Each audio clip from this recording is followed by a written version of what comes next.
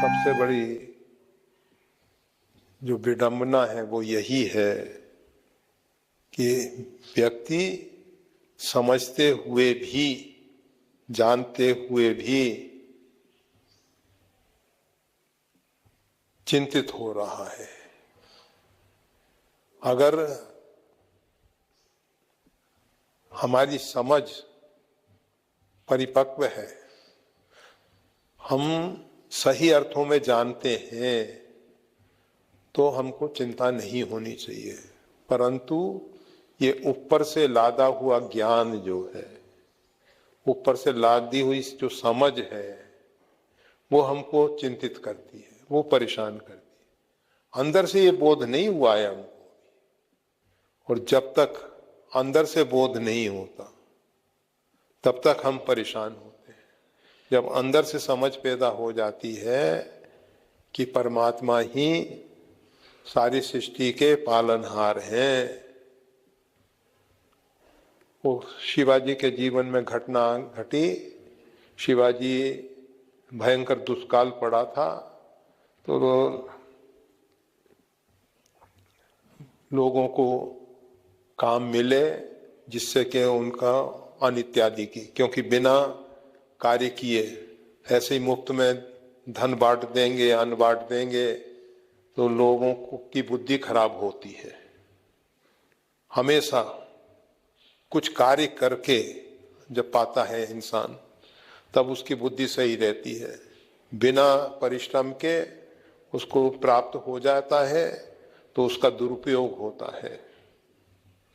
तो शिवाजी ने सोचा कि एक किले का निर्माण कर लें, देश की रक्षा भी होगी, राष्ट्र की रक्षा भी होगी, और इन लोगों को काम मिल जाएगा, इनको अन्न इत्यादि की पूर्ति हो जाएगी, दुष्काल चला जाएगा। बड़े भारी किले का निर्माण हो रहा था, दुर्ग बन रहा था। उनके गुरुजी समर्थ रामदास जी महाराज उधर पहुंचे। उन्होंने कहा, शिवा, ये सब क्या हो रहा है? कहा, गुरुदेव, पहले प्रणिपात किया, साष्टांग बंदन किया। उसके उपरांत निवेदन किया, गुरुदेव, आपकी कृपा से ऐसा भयंकर दुष्काल था, तो उसमें लोगों को रोटी रोजी मिले, उसके लिए ये सब व्यवस्था की गई है। उन्होंने कहा कि अच्छा, बहुत अच्छा कार्य कर रहे हो, एक काम करो। एक सामने पत्थर पड़ा था, इसको तोड़ो। तुरंत सेवक लगे, घन चलने लगे, हथौड़े चलने लगे। उसको कुछ देर में पत्थर के 2 टुकड़े हो गए। उसमें छोटा सा गड्ढा था, उसमें एक मेढक का बच्चा था। पूछा, इसको आहार देने वाला कौन है?